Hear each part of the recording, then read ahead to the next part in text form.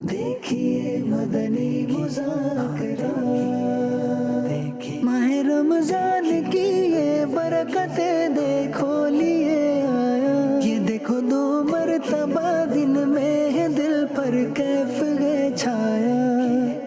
देखिए मदनी मुज़ाकरा, देखिए। अल्हम्दुलिल्लाह रब्बिल आलमीन वस्सलातु वस्सलामु अला खातमिन नबिय्यीन अम्मा बअद फ़अऊज़ु बिल्लाहि मिनश शैतानिर रजीम बिस्मिल्लाहिर रहमानिर रहीम सलातु वस्सलामु अलैका या रसूल अल्लाह व अला आलिका व अस्हाबिका या हबीब अल्लाह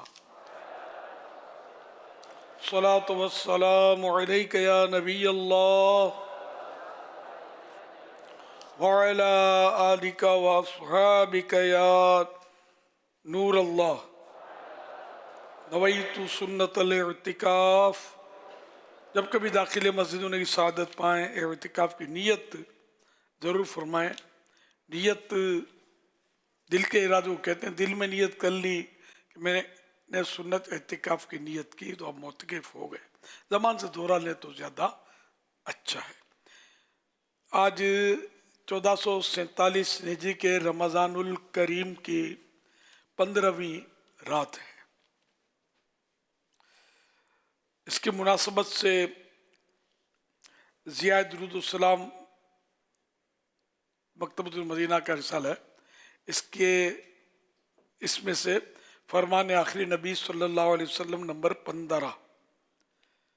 हज़रत सैयदना उबई बिन काब रज़ी अल्लाह अन्हु ने अर्ज़ की कि मैं सारे विर्द वजीफ़े छोड़कर अपना सारा वक्त दुरूद खानी में सर्फ करूँगा।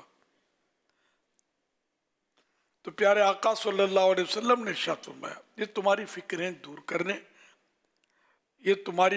दूर करने के लिए काफ़ी होगा और तुम्हारे गुनाह मुआफ़ कर दिए जाएंगे। सल्लू अलल हबीब सल्लल्लाहु अलैहि मुहम्मद। हो सके तो मज़ीद नीयतें अच्छी अच्छी बढ़ा लीजिए। इधर उधर देखने, बातें करने, दूसरों को इशारे करने, खुद कुशादा होकर दूसरों को तंग होकर बैठने पर मजबूर किए बगैर, दीवार वगैरह से टेक लगाए बगैर अल्लाह करीम की रज़ा के लिए तवज्जो से दीनी बातें सुनूंगा। सल्लू अलल हबीब सुनकर बुलंद आवाज से दुरूद शरीफ पढ़ूंगा। मजबूरी ना हुई तो आखिर तक अपनी जगह पर बैठा रहूंगा। खत्म होने के बाद आगे बढ़कर ईसाई भाइयों से सलाम व मुसाफहा करने की सआदत हासिल करूंगा। मौके की मुनासबत से नेकी की दावत दूंगा। सल्लु अलल हबीब सल्लल्लाहु अलैहि मुहम्मद। अमीर अहले सुन्नत, सोशल मीडिया की इस तहरीर के बारे में रहनुमाई फरमा दीजिए। लिखा था कि एहतियात बहुत ज़रूरी है, चाहे आप सड़क पार कर रहे हों या फिर अपनी हद। माशाअल्लाह, सड़क पार करने में तो एहतियात बहुत ज़रूरी है, यकीनन कि जान के ख़तरे होते हैं। अपनी हद तो पार करनी नहीं चाहिए, इसमें तो ख़तरा ही ख़तरा है। इसमें बोलते हैं ना, जितनी चादर उतने पाँव फैलाए जाए। तो अपनी हद से ज़्यादा, जैसे अपनी ताकत से ज़्यादा काम करने जाते हैं तो फिर बदन की टूट फूट, थकन। अच्छा, अपनी ताकत से ज़्यादा कारोबार में इन्वेस्टमेंट कर देते हैं तो आजमाइश। अपनी ताकत से ज़्यादा बाज़ लोग कर्ज़े ले लेते हैं। कर्ज़े देने में तो बड़ी एहतियात की वैसे ज़रूरत होती है। बाज़ लोगों का काम यही होता है, वो इन्वेस्टमेंट करते हैं। तो एक तो ये मेरी दरख्वास्त है कि पूरा अपना जो भी है आपको इन्वेस्टमेंट करनी है तो किसी एक को मत देना। भले वो आदमी सॉलिड है, वो खाएगा नहीं, लेकिन बेचारा खुद फंस जाता है, कभी कोई इसके खा जाता है या कहीं पैसे दब जाते हैं या लॉस हो जाता है। तो इसलिए एक को ना दिए जाए। अगर पैसे आप इन्वेस्टमेंट करना चाहते हैं तो चंद अफराद को, कि अगर एक खुट भी गया तो दूसरे तो आपके पास बाकी रहेंगे ना। तो बहरहाल एक अपनी हद पार करने में एहतियात कैसी, हद पार करनी ही नहीं चाहिए। واللہ تعالی اعلم ورسولہ اعلم عز وجل وصلی اللہ تعالی علیہ وآلہ وسلم صلو علی الحبیب صلی اللہ علیہ محمد۔ یہ شہزاد اتاری فیس بک پیج کے ذریعے سوال کر رہے ہیں، یہ کہہ رہے ہیں کافی لوگ رزق کی تنگی کی شکایت کرتے ہیں، رزق میں برکت حاصل کرنے اور ہر حال میں اللہ پاک کا شکر ادا کرنے کی عادت کیسے بنائی جائے؟ اب وہ سر حل مم مسجد کا بورڈ ہٹا دیں گے نا تو انشاءاللہ ترکیب بن جائے گی۔ اب ایک دکان چل رہی ہے تو خواہ دوسری دکان کی طلب، برانچ کھولنا، پورے شہر میں چند برانچیں تو دوسرے شہر میں جانا، پھر دوسرے ملک میں جانا، تو یہ کہ یہ بس وہ رزق کی تنگی شاید اسی کا نام بھی ہو کہ مطلب وہ پیٹ بھرتا نہیں ہے اور بس وہ جی نہیں بھرتا، حرص کا منہ بند نہیں ہوتا، تو یوں مطلب انسان جو ہے یہ بیچارہ آزمائشوں میں رہتا ہے اور ٹینشن میں رہتا ہے اور بیماریاں پالتا ہے۔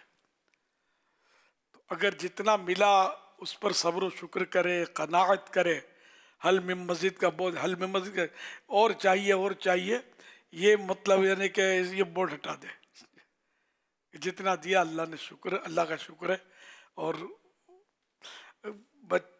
پیٹ بھر جاتا ہے، تن ڈھک جاتا ہے، سر چھپ جاتا ہے، بال بچے خاندان سب میں نے کہ ٹھیک ہے، کھا پی رہے ہیں، کوئی تکلیف نہیں ہے، تنگی نہیں ہے۔ تو اب یہ کہ مزید مال جمع کرنا کس کے لیے ہے؟ تو مر کے چھوڑ جانے کے لیے۔ اولاد کی تربیت تو ہے نہیں، پھر اولاد کے ہاتھ میں ایک دم مال آ جائے گا، وہ پھر جو چاہے کرے گا۔ یہ تھوڑی آپ کے لیے مسجد بنائیں گے۔ آپ نے زندگی میں کبھی سوچ دی مسجد کی؟ رائے خدا میں دینے کا ذہن دیا کبھی؟ یا آپ کو پتہ دیا کہ نہیں دیا؟ تو اس لیے وہ اس میں بھی اپنے ہاتھوں مطلب یعنی کہ ناشکری کر کے، بے صبری کر کے بندہ بعض اوقات مشکلات کھڑی کرتا ہے۔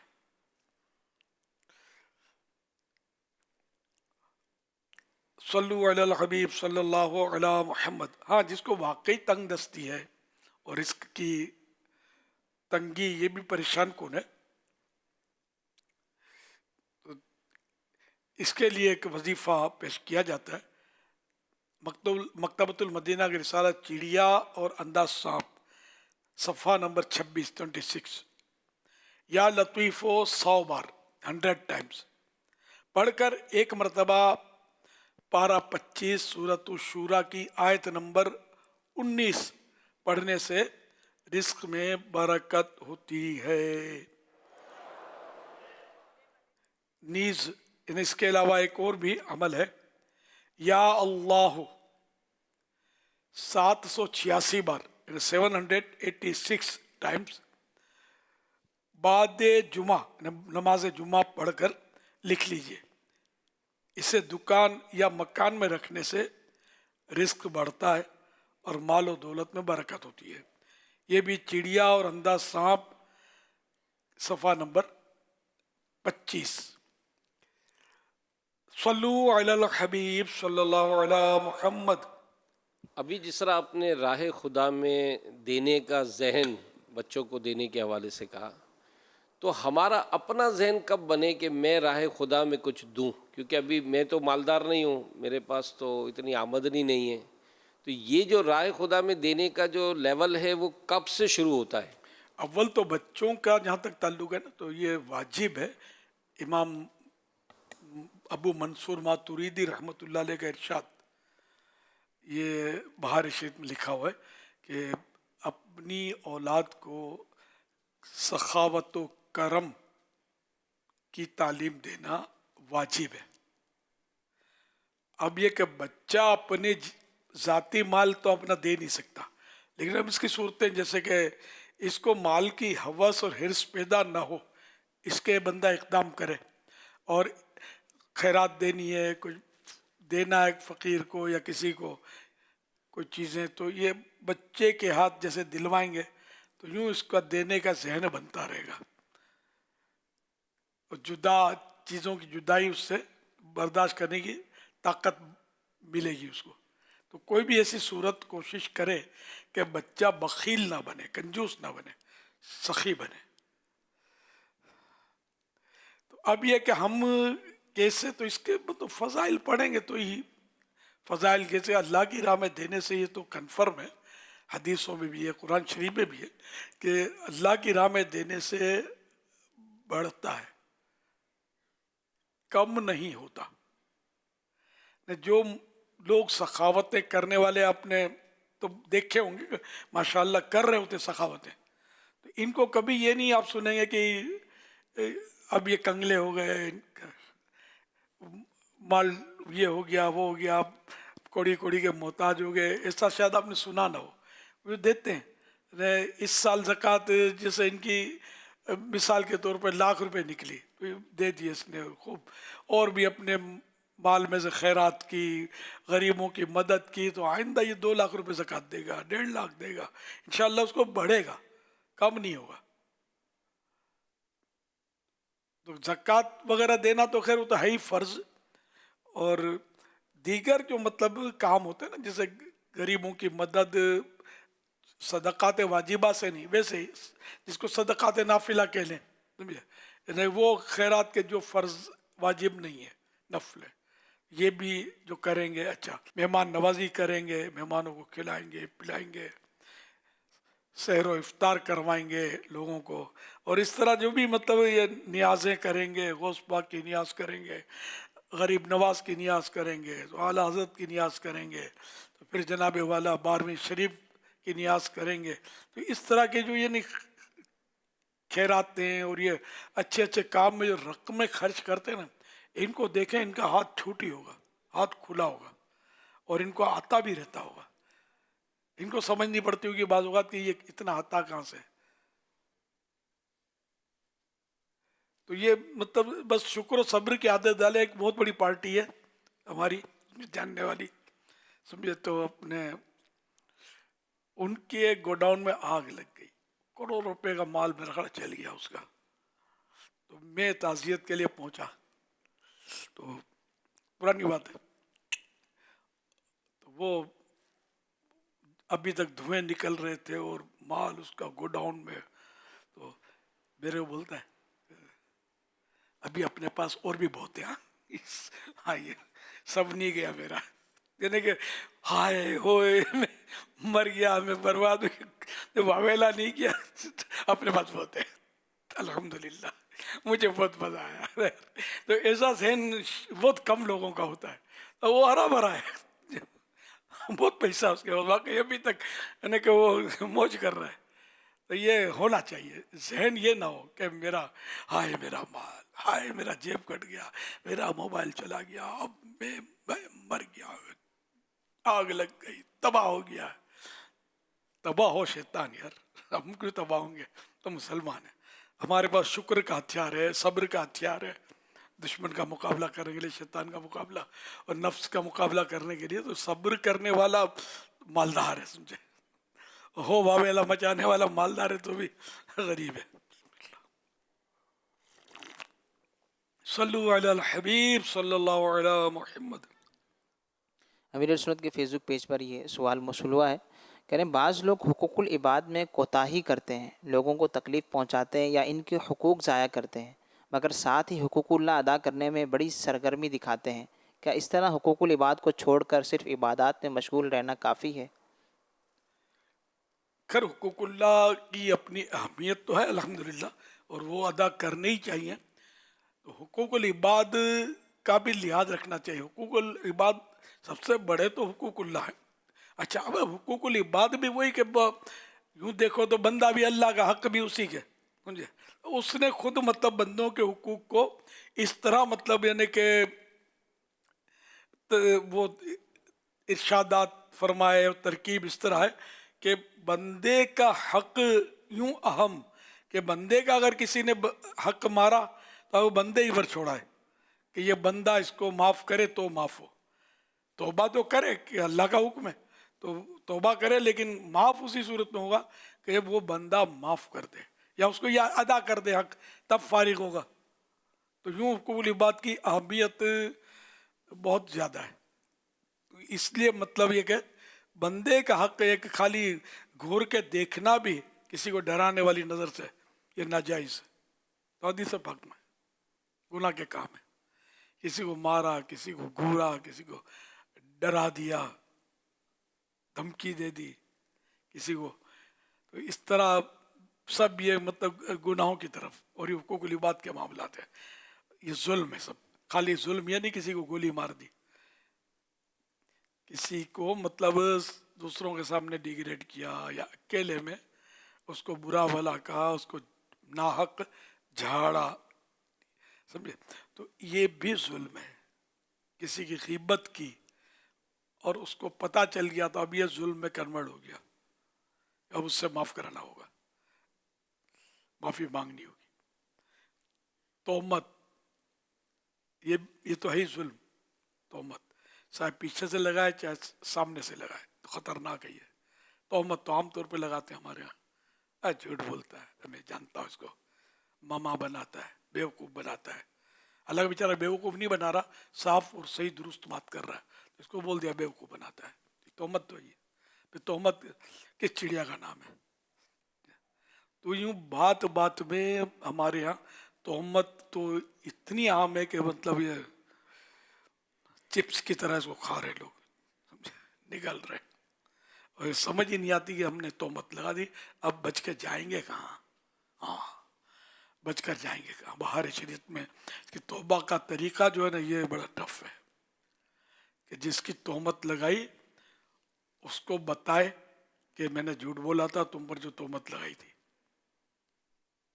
वो माफ करे, है ना।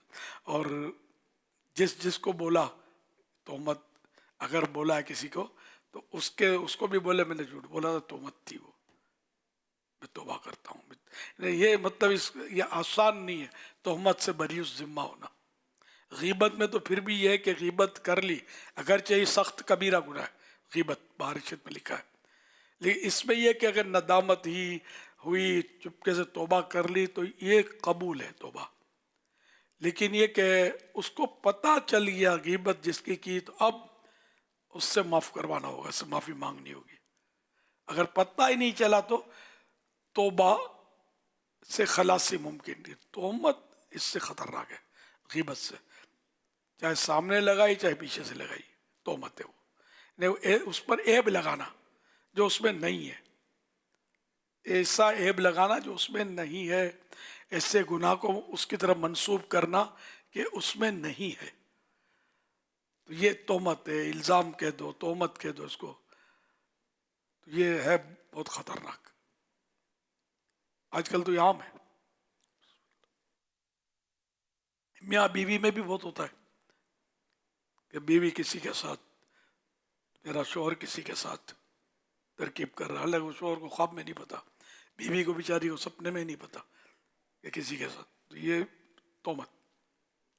फ़ोन कर रही है तो बोले किसी को कर रही है फ़ोन, ये अपने आशना को, माअज़ल्लाह। तो यूं मतलब ये कि खिड़की में खड़ी है या खड़ा है तो बस सामने से इसकी यूं हो रही है, ये बिल्कुल अंदाजे से और शुबे से एक दूसरे पर तोहमतें लगा रहे हैं, और कोई इनको अभी तो पूछने वाला नहीं है, मर के बच के कहाँ जाओगे।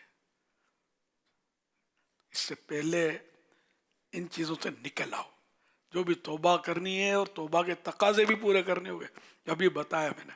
भले बीवी से माफ़ी मांगना पड़े, मांगनी पड़ेगी, ठीक है, नहीं मांगते तो आखिरत में ठीक है, फिर ये बीवी होगी, आपका गरेबान होगा, फिर अच्छे लगोगे। तो इसलिए बीवी को सताया तो बीवी से माफ़ी मांगनी है, बीवी ने शोहर को सताया तो शोहर से माफ़ी मांगनी है, सास ने बहू को सताया, सास छोटे बाप की बने माफ़ी मांगे, बहू ने सताया तो बहू माफ़ी मांगे, माँ ने बेटी को नाहक सताया, बेटी भी, माँ भी माफ़ी मांगे, बेटी ने ये किया तो बेटी भी माफ़ी मांगे, बाप बेटे सब, कोई इसमें बड़ा नहीं है। बादशाह अगर कोई ऐसी हरकत करेगा तो वो भी माफ़ी मांगेगा, माफ़ी मांगनी बट ना मांगे, बादशाह हूँ, पता चलेगा क़यामत के दिन कि बादशाह किसको बोलते हैं, कोई बचकर नहीं जाएगा।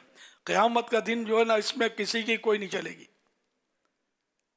तो इसलिए अल्लाह के कहर व गज़ब से हम सब डरते हैं, हम मतलब उसका मुकाबला यकीनन नहीं कर सकते। तो हम भले कितनी कर्र फर वाले और मतलब ताकत वाले हों, अल्लाह ताला की बारगाह में کوئی حیثیت نہیں ہماری. تو اس لیے دنیا میں ہی نپٹ لینا چاہیے معافی تلافی کر کے. اب بعض لوگ کیا کرتے ہیں, لیپا تھوپی کرتے ہیں, میرا مطلب یوں تھا, میرا مقصد یوں تھا. اس میں بھی بعض اوقات جھوٹ بول رہے ہوتے ہیں. تو یہ ہوشیاری کرنے کے وجہ سیدھی سیدھی بات کر دے کہ میری بھول ہو گئی. تو اس سے آپ کی عزت خراب نہیں ہوگی, خراب نہیں ہوگی, عزت بن جائے گی. اس کی نظر میں آپ اچھے ہو جائیں گے کہ یار آدمی سچا ہے. حالانکہ یہ پھونک مارے تو میں اڑ جاؤں, اتنا پاورفل ہے, اتنی اس کی سورسز ہے, اتنی اس کے پاس دولت ہے, لیکن میرے سامنے عاجزی کر رہا ہے, اللہ سے ڈرنے والا ہے. یہ آپ کا اثر اچھا پڑے گا, برا نہیں پڑے گا. سر پہ چڑھ جائیں گے, معافی مانگیں گے, تو یہ شیطانی وسوسے ہیں. صلو علی الحبیب صلی اللہ علی محمد. اللہ پاک کے سب سے آخری نبی صلی اللہ علیہ وسلم کا فرمان عبرت نشان. مسلمان کی سب چیزیں دوسرے مسلمان پر حرام ہیں, اس کا مال, اس کی آبرو یعنی عزت, اور اس کا خون. حوالہ ابو داود شریف جلد 4 صفحہ 354, حدیث نمبر 4882.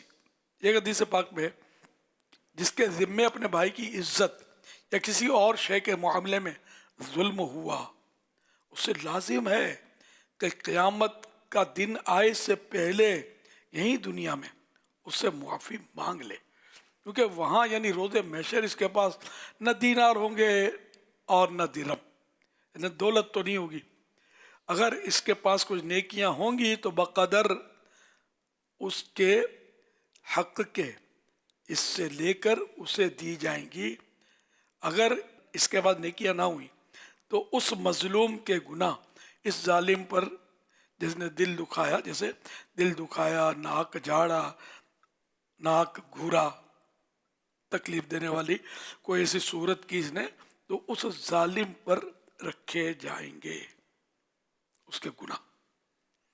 حوالہ بخاری جلد 2 صفحہ 128, حدیث نمبر 2449. تو کوئی اسلحہ کام نہیں آئے گا, کوئی طاقت, کوئی سورس, کوئی تھانہ, کوئی فوج, کوئی لشکر, کچھ بھی کام نہیں آئے گا. نہ کوئی ٹیم کام آئے گی کہ ڈاکوؤں کی ٹیم ہے ہماری, فلاں ہماری دادا گیری, یہ وہ سب نکل جائے گی. ایک موت کا جھٹکا لگے گا نا, کہیں کے نہیں رہیں گے. موت کا ایک جھٹکا تلوار کے 1000 وار سے سخت ہے, بلکہ اس سے پہلے ہی مطلب وہ ذلت گھیر لیتی ہے آدمی کو. اس طرح کے لوگوں کو بعض اوقات ذلت گھیر لیتی ہے, پکڑے جاتے ہیں, مارے جاتے ہیں. تب ان کی زندگیاں بھی عام طور پہ کم ہوتی ہیں, جلدی مارے جاتے ہیں لوگ. اس طرح کے لوگ جو کر رہے ہوتے ہیں, کبھی پولیس کی گولی کا نشانہ بن جاتے ہیں, کبھی دوسرا انتقام میں جان لے لیتا ہے. ان کا تو ایسے ہی نظام چل رہا ہوتا ہے. تو ان چیزوں سے نکل آئیں, توبہ کر کے توبہ کے تقاضے پورے کریں, اچھے مسلمان کی زندگی گزاریں. حضرت سیدنا شیخ ابو طالب محمد بن علی مکی علیہ رحمۃ اللہ القوی قوت القلوب میں فرماتے ہیں, زیادہ تر اپنے نہیں بلکہ دوسروں کے گناہ ہی دوزخ میں داخلے کا باعث ہوں گے, جو حقوق العباد تلف کرنے کے سبب, جو بندوں کے حق ضائع کرنے کے سبب انسان پر ڈال دیے جائیں گے. نیز بے شمار افراد اپنی نیکیوں کے سبب نہیں بلکہ دوسروں کی نیکیاں حاصل کر کے جنت میں داخل ہو جائیں گے. یعنی حاجی ہے, نوازی ہے, جو کچھ بھی ہے, خوب سخاوتیں کر رہا ہے, لیکن اس کو جھاڑا, اس کو لتاڑا, اس کی عزت لے لی, اس کو ذلیل کر دیا, اس کو پٹوا دیا. تو یہ جو جس نے یہ ظلم کیے, ظلمن جو ایسا کیا, ناک کیا, تو یہ بھلے نیک, نمازی, پرہیزگار, تہجد گزار ہے, یہ اپنے جو بھی حقوق تلف کیے اس کو دینے پڑیں گے نا قیامت کے دن. اور اب یہ بھی ختم ہو گئے, اب پھر بھی حقوق باقی ہیں, تو ان کے گناہ اس کے سر پہ آئیں گے. تو یہ نمازی, حاجی جو بھی ہے, ہر سال عمرہ کرنے والا, ہر سال حج کرنے والا بھی ہے اگر, تو یہ نیکیاں ساری یوں چلی جائیں گی اس کی, اور گناہ اس کے آ جائیں گے. تو یعنی کہ ایک تعداد ہے جہنم میں یوں جا رہی ہوگی کہ دوسروں کے گناہ کی وجہ سے ہی جا رہی ہوگی. اچھا, مزید یہ کہ جنت میں جانے والے کئی مظلوم میں سے ہوں گے, نیکیاں ان کے بعد اتنی نہیں ہوں گی, ظلم بڑے سہے ہوں گے لوگوں کے. تو یہ ان کی نیکیاں اس کو مل جائیں گے مظلوم کو، اور یہ ان کی نیکیاں لے کر جنت میں چلا جائے گا. یہ کیسا مطلب پیارا ارشاد ہے. یہ سرکار صلی اللہ علیہ وسلم کی حدیث سے پاک کے طور پر نہیں ہے، یہ انہی کا مطلب یعنی کہ یہ بہت بڑے عالم تھے.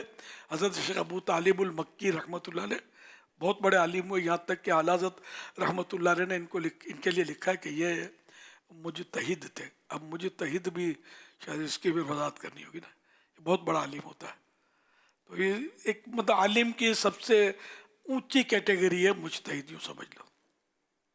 مفتی ہوتا ہے جیسے، تو اصل میں مفتی، یہ جتنے مفتی ہوتے ہیں نا، یہ مفتیان ناقل کہلاتے ہیں. یہ مجتہد کے اقوال کی روشنی میں فتویٰ دیتے ہیں. اور یہ مجتہد جو ہوتا ہے یہ اتنا صلاحیت ہوتی ہے کہ قرآن و حدیث سے وہ مسئلہ نکالنے کی، حکم نکالنے کی صلاحیت رکھتا ہے. جیسے امام اعظم ابو حنیفہ رحمۃ اللہ علیہ مجتہد، تو اس طرح مطلب ہے کہ یہ مجتہد تھے. اللہ ان کے صدقے ہماری مغفرت کرے. تو یہ ان کا یہ فرمان ہے. اور یہ اتنے بڑے مطلب متقی پرہیزگار اور ولی کامل تھے کہ ان کا ایک واقعہ ان کی سیرت میں ہے کہ یہ مطلب آخری وقت میں اپنے جو قریب تھے ان کے جو خادم سے فرمایا کہ میرا جب آخری وقت آ جائے تو میرا ہاتھ جو ہے نا یہ تم پکڑ کے رکھنا، میرے ہاتھ میں ہاتھ دے دینا، تو میں اگر تیرا ہاتھ زور سے دبا دوں نا تو یہ اس بات کی نشانی ہوگی کہ میں ایمان دنیا سے لے کر چلا گیا، ایمان پر میری موت آئی. تو میرے جنازے پر شکر اور بادام لٹانا، لوگوں کو بانٹنا. تو یہ، اور اگر میں ڈھیلا چھوڑ دوں تو وہ مطلب یعنی کہ خادم جو تھے ان کے وہ بھی پہنچے ہوئے مطلب ہوں گے ظاہر ہے.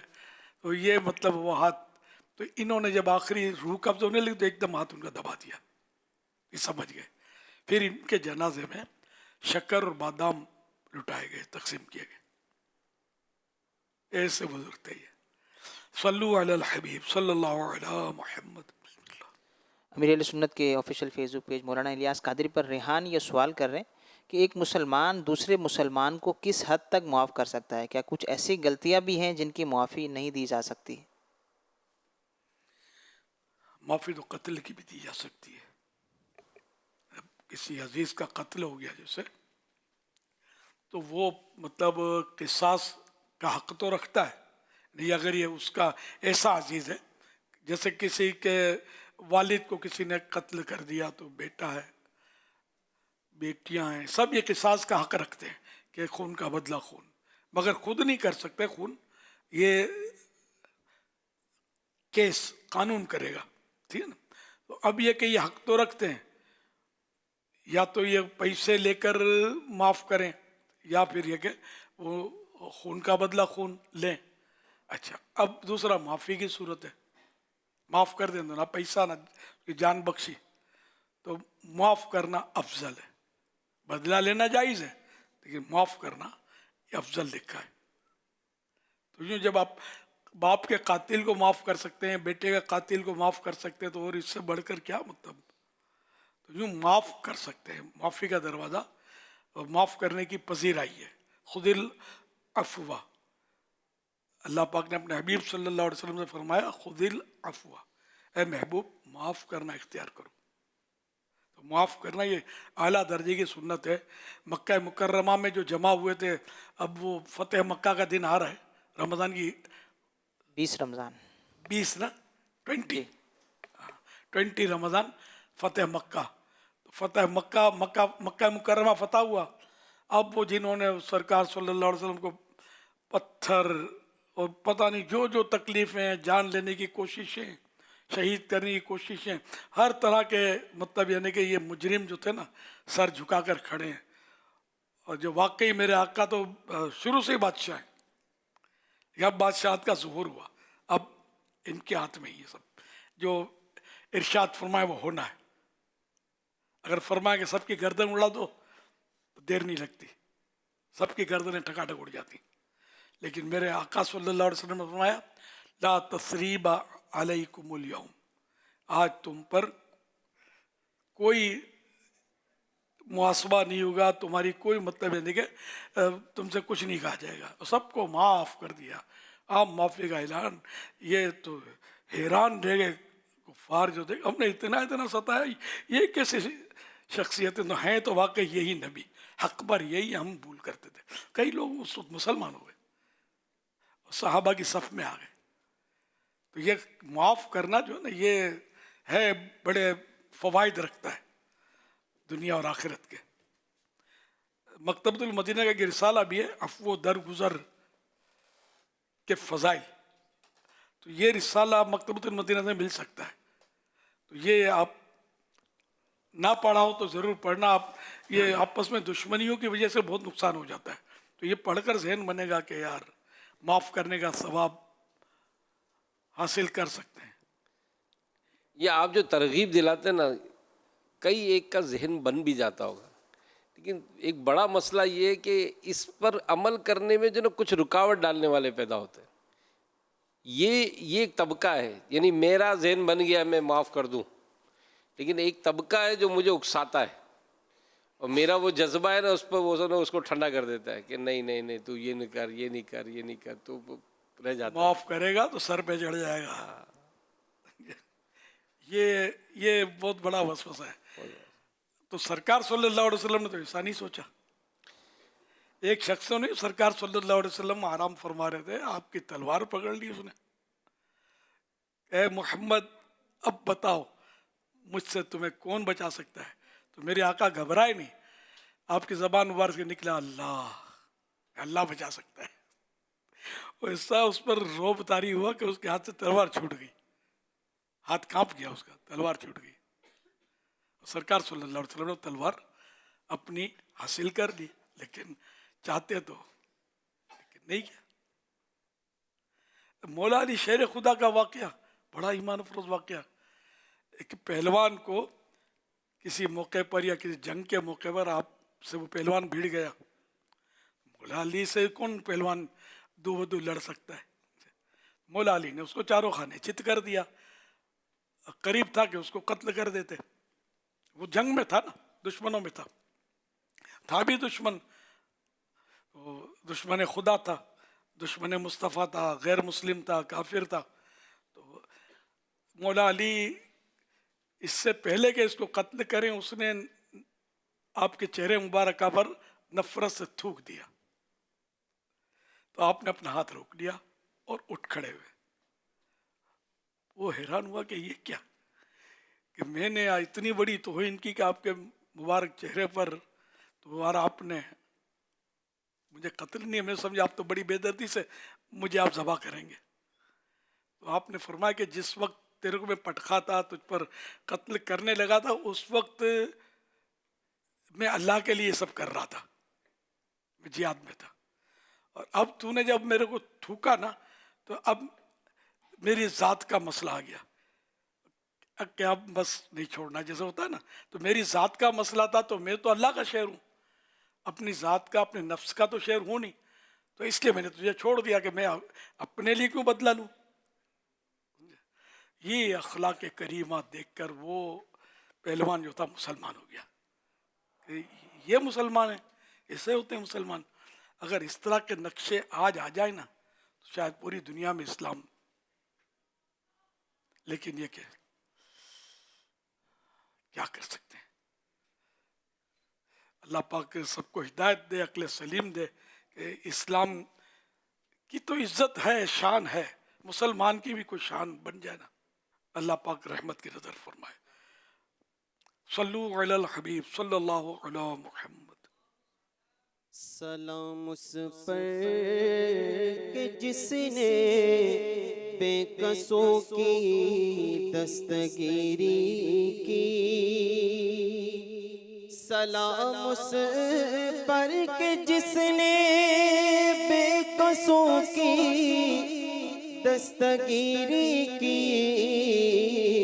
सलाम उस पर कि जिसने बादशाही में फकीरी की। सुभान अल्लाह, पूरा याद है आपको। मकतबतुल मदीना का रिसाला अफ़्व दरगुजर के फ़ज़ाइल, अभी इसका तज़किरा फरमाया अमीरुल सुन्नत ने। इसके 32 पेजेस हैं, 32 सफ़हात हैं और 9 रुपए कीमत पर आप मकतबतुल मदीना से हासिल कर सकते हैं।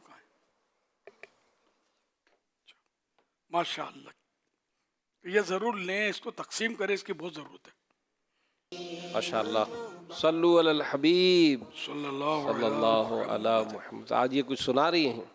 ये इनकी वीडियो, इनकी आज सालगिरह है असल।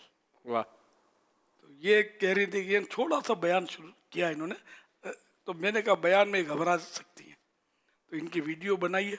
अभी मैं भी बस वो देखना रह गया था, तो भेजा सुफियान भाई को, तो ये अगर मुमकिन हो तो चला दें अभी, इंशाअल्लाह। इंशाअल्लाह वल करीम। जब तक कोई सवाल वगैरह। सल्लु अलल हबीब सल्लल्लाहु अलैहि सल्लल्लाहु अलैहि मोहम्मद। सीधी एक सवाल मौसूल हुआ है, इस्माइल ये सवाल कर रहे हैं, मदनी मुज़ाकरे के दौरान आगे बैठे बाद इस्लामी भाई किसी ज़रूरत की वजह से पीछे जाते हैं और अपनी जगह बचाने के लिए वहाँ चादर वगैरह रख देते हैं, इनका ये करना कैसा? क्योंकि वो जब तक नहीं आएंगे इनकी जगह कोई और नहीं बैठ सकता, और जब फारिग होकर इतने रश में उसी जगह वापस आएंगे तो दूसरों के फलांग कर आना होगा, जो कि लोगों के लिए कोफ्त का बाइस हो सकता है और सुनने में गलत फहमी भी हो सकती है, और फिर इस तरह दोबारा अपनी जगह आने वाले के पाँव या हाथ भी लोगों को लगते हैं। खुद इसका तजर्बा भी है। ऐसे में क्या करना चाहिए? क्या आगे अपनी जगह रोकें या अगर पीछे जाना पड़ जाए तो दूसरों का ख्याल करने की नीयत करते हुए फिर पीछे ही बैठ जाएं? तो आजमाइश में आगे जल्दी जल्दी बैठने वाले मुस्कुरा रहे, हिलजुल रहे, क्या हमारा क्या होगा। तो देख ले, अब समझ ही गए होंगे कि होना क्या है। होना वही है कि अपनी जगह को आप ये ना समझें कि हमने अलॉट करवा ली है।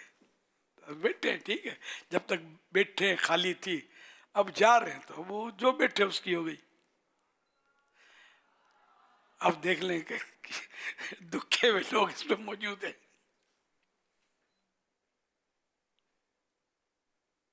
चलो फिर तो जवाब हो गया। वैसे ये आगे जो आते हैं वाकई इनकी कुर्बानियाँ तो हैं, इसका इनकार नहीं है, लेकिन ये कि कुर्बानियाँ का मतलब ये थोड़ी कि दूसरों को लाते मारते हुए, कोनियाँ हटाते हुए, यूं करके रास्ता बनाते हुए या पुल बनाते हुए, कुचलते हुए हाथ पांव ये गुजर जाए, तो ये तो जुल्म में आएगा ज़ाहिर है। अगर ऐसा है तो गुनाह होगा, फिर तो किसी को तकलीफ पहुंचा कर आना जाना हो रहा है तो इसमें बिल्कुल ऐसा नहीं करना है। अगर वॉशरूम जाना कोई भी ज़रूरत पड़ सकती है तब ठीक है, मतलब क्या कर सकते हैं, जाएं। और बिल्कुल जाना चाहिए, दबा कर बैठा रहना कि मेरी जगह जाएगी, तो जगह जाने के शौक में दबा कर बैठेंगे तो सेहत चली गई तो क्या करोगे। तो इसको बिला वजह इतना दबाना भी मुनासिब नहीं है, नुकसानदेह। या और कोई वजह है, कोई चीज़ लेनी है, देनी है ना, ये तो अब क्या लेना है क्या देना है, ये जो भी इस तरह आगे बैठते हैं या बीच में बैठते हैं वो सब समझते होंगे कि जाऊंगा तो तकलीफ पहुंचाए बगैर जाना अगर मुमकिन हो। जैसे रास्ता बना हुआ है, चारों तरफ रास्ते बने हुए हैं, जैसे कुर्सियाँ बिछाई जाती है ना जलसों वगैरह में, तो इसकी सफ़ों में यूं बिछाते हैं, बीच में रास्ते होते हैं। नोट किया होगा आपने, अल्लाह आपको मदीने ले जाए तो हवाई जहाज में भी रास्ता होता है।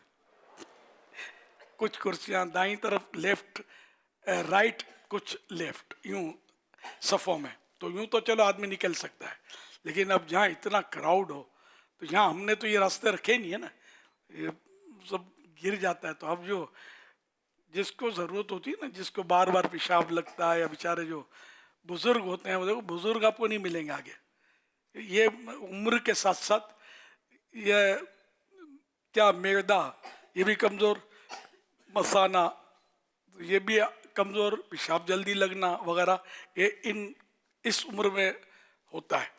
तो ये इस तरह के बुज़ुर्ग आगे नहीं आते, क्योंकि ये समझदार भी तो होते हैं ना कि मैं कैसे जाऊंगा, ये सैकड़ों हज़ारों बीच में हाइल हैं, मैं पहली सफ़ के शौक़ में केबिन पे नज़रें जमा के बैठ जाऊंगा, तो फिर जो मैं अबाउट टर्न करूंगा जाने के लिए, तो पता नहीं कितनों की दिल आज़ारियाँ करनी पड़ेगी, कितनों के दिल दुखेंगे, कितने फिर मेरे को मना किया जाएगा तो सुभान अल्लाह के नारे लगाएंगे खुश होकर, है ना। तो ये सब मसाइल है ना सारे, तो इसलिए वो